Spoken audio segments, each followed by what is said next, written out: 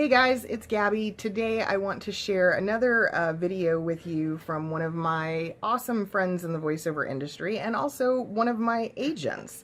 His name is Erik Sheppard, and he is a pretty outspoken guy, which should come as no surprise that his YouTube channel is called The Outspoken.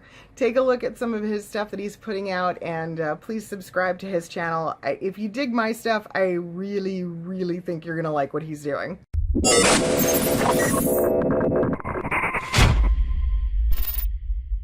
Hello, and welcome back to The Outspoken.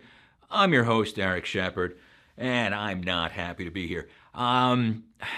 We got an anonymous viewer request saying, if you get a chance, I'm reading, if you get a chance, talk to us about managers. And I don't wanna.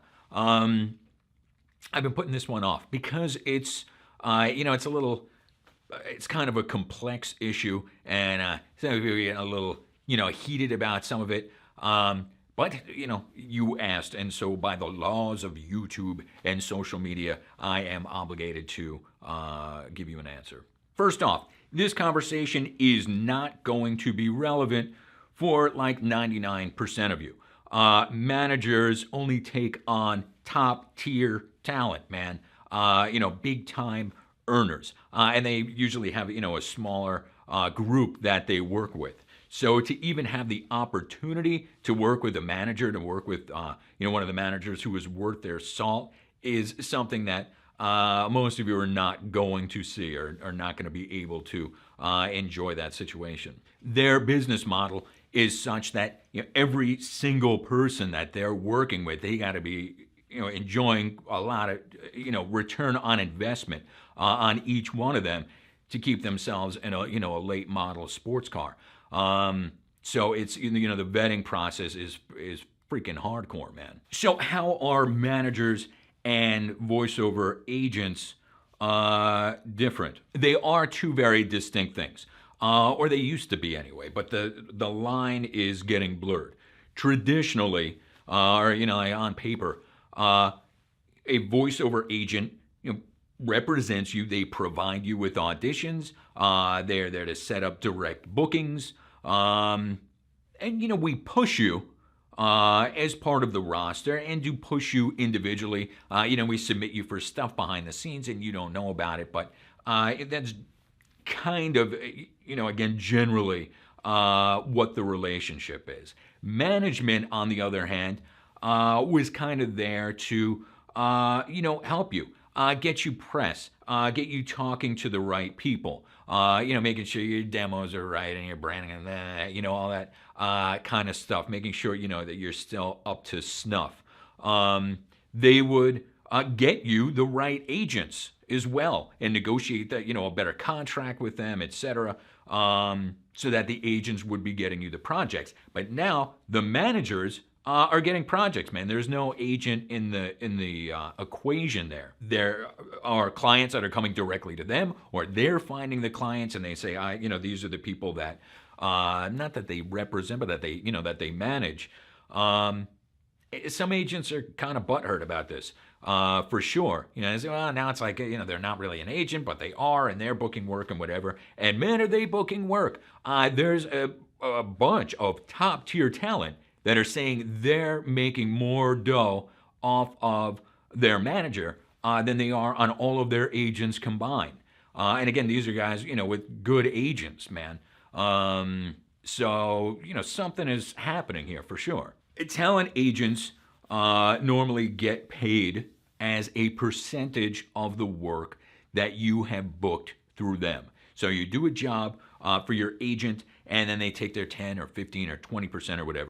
And then usually they get some money from the client as well, and that's what keeps the lights on. But as far as what you're paying them, you've got your percentage of the gross of the project that's backed down and goes to your agent on the projects that they have gotten for you. And that's pretty much it as far as the financial aspect of the relationship. And a reputable agent is going to be upfront about that. They're going to charge you your percentage when you do a project. And there's no yearly fees, like membership dues or undercoating or whatever. There might be like a web listing fee sometimes if you want to be on their website. But for the most part, that's it. Everything is upfront and you know it. Not that managers aren't upfront. It's just their kind of how they get paid. Their model differs, and they differ sometimes from one another. Some of them want a percentage of everything that you make. Like anything, I found a penny, and they get a percentage. So that's a tough contract to sign. You want to make sure that you're getting your money's worth as a talent when you're getting into a relationship with a manager who's saying, I get a bit of everything, whether, I was there or not. So you got like that's like the pimp model. And then some just charge a fee. They got like a monthly fee. And then you sign with them. Hopefully, again, if you're just starting out, you're only doing a few months, kind of a trial run to see, what they're doing. So I was like, we'll do this for like 6 months, and we want X amount of dollars a month. And it ain't cheap, man. It's never cheap. It's, this is, it's an expensive proposition. But, if you're working with the right people, it is worth it. Some of them get a taste of the money that you make through agents that they have hooked you up with. So they say, I'm a big manager guy, and I have drinks with this one and that one and that one, and I set up a meeting, and I talked to them about you, and then you got onto this great roster, and so now when you book with them, I've got a situation working with them, and I get a little taste of that as well. And then some of them do basically, just kind of like the agents do, where they get a percentage of stuff, but only the stuff that they were directly involved in, that you could, kind of trace back their involvement is what got you this gig in the first place. But that model is fairly rare for management. So anyway, any way you look at it, it's expensive. It's exclusive. We're talking about big time talent here and big time management. There's some little kind of places you got to really do your homework, man. Because again, in some instances, you're really promising a lot here. You know what? And there's not really that many voiceover management companies that are worth their salt or whatever.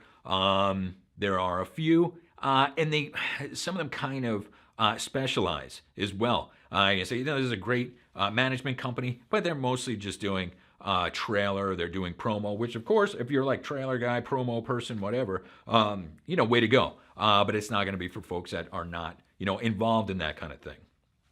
And a lot of that stuff it's bypassing agents and bypassing talent that are working directly and going through these management companies that, for the most part, specialize in that kind of thing. So, but the main point is they are out there busting their butt for you. You can have an agent that has, 1,000 talent. They don't even know their name, A manager, they know your name, man. They know everybody that they're working with. They're working with a smaller amount of people that they really believe in. And they are pushing you, man, all the time. So it's really, kind of a much, can be anyway, a much closer relationship than you're having. With your agent or with a client or with anybody else. You're really working together on this thing, and they're out there, man. So it's not cheap. It's not for everybody. Good luck. You have to be usually, for the most part, a top tier talent to get on one of these few or to work with one of these few management companies that are worth working with. But man, it's worth it. So good luck. Anyway, thank you. Who is this? Oh, thank you, Anonymous, for sending us this question. I hope that helped. We'll see you next time on The Outspoken.